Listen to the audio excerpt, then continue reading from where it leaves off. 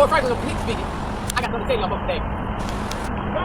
Tragedy right here, mud, disaster taking place in downtown. This is a haven for the people, for students, for our future. And look at this needle of work that someone taking the time on our city building. I make this building, and then I'll put this useless, mundane, it's not the only purpose it serves. It's a fucking detriment of every human being that has your wretched eyes on it. What a vile heathen of a person. Have your votes.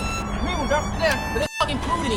We will those who need any sort of kindness or restoration to those who participate in such fucking despicable, vile acts on God's pure nature. Yuck! These are made by the devil himself. I'm looking at it through these glasses because it's spitting in my face. Not a single person wanted it here. Everyone wants it gone. Here, folks. There's room for introspection and extrospection. You gotta look around, you gotta think about what you're looking at and the lens of someone else, you know? And some people appreciate things in life. This person doesn't appreciate shit. This is a vile scum who only exists on the earth to plague it. There ain't no one else on this planet capable of putting such hatred into such artwork without even intending it. And I guarantee you it's intentional because no one else has been here for not doing this. Now there's a difference between scum and doing something that is unintentional. But I have for you, but this breakfast dog, look at the scenery around it, perhaps it took inspiration from around it. No other kind of animal do this. Not once, not twice, but on their own website dedicated to their murals of trash. This is what scum looks like. These poor innocent folk that have to drive by and park in place, not even to look at the building, just to fucking go and take their animals somewhere, and they're reminded of the other animals that live on this planet that they're forced to share with. What scum? What trash? If you can call him that. He does not create. He destroys. He takes the great motifs of the past and transforms them into slop. Over here, Felix the cat. The next, Donald Duck. And another one. Both on the opposite sides of some animal I do not know the name of. Then, next to the Donald Duck, there's Garfield, the cat. And then next to him, at the very bottom, is Goofy. Every one of them, transformed against its will, and against the traditions and customs of its founders. Look at this vile portrayal of what can be something so beloved. You take a cat, something that has never been known to enjoy water in any form or capacity. Animals that have evolved out of the ocean, suffering that we must endure when we were in our past existence. And this man seeks to bring it back to it, with water coming out of his throat uncontrollably. Does this look joyful? They paint it, portray joy, but this is no joyful thing. Its tongue has been mutilated like the parasite of a fish.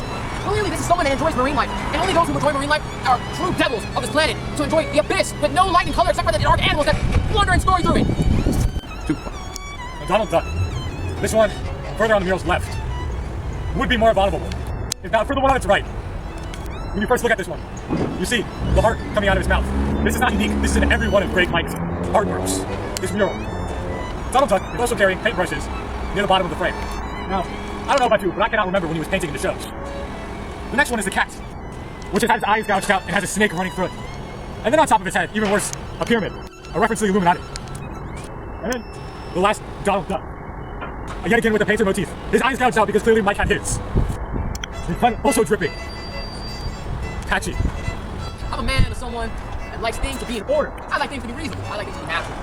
You ever seen something with 3 eyes? I definitely see no cat with 3 eyes, and I damn well ain't see no damn dog with 3 eyes. This is further proof of my respect for natural order in this world. He respects nothing but his own tragic disasters that he puts on the walls and he calls them art. To consider that he would put these things on the wall clearly has this natural little thought in his head of order in that he can do this and get away with it.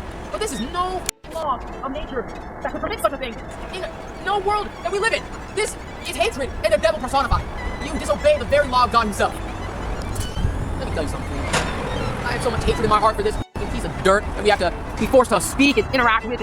My daily commute has this. What vile horror to see this on a daily basis? Tragedy even. Wouldn't you say the same, brother? Yes. And look at the other details we have not even mentioned. This birdhouse with vape coming out, or perhaps the snake that devours the other. Look at the art plans that Donald has in his sack. And then look at these horrible squares with teeth. This is everywhere. His favorite thing to do is to take stencils and draw over them again and again and again. The triangle over here with the eye. It's a dog-like face, but it is just... Truly, you look at this and you realize that this is a man, not of art, not of style, but someone that took the idea of it and used it to his own accord to twist the laws of greatness. The very creatures that once were considered a pillar of our time of art itself, Walt Disney, was rolling in his grave. What tragedy! Listen, folks. You gotta have me. Look at this thing. I just skinned the art. There's no tragedy there. This is all the same thing, repeated over and over. There's beauty in that. There's no beauty. Yeah.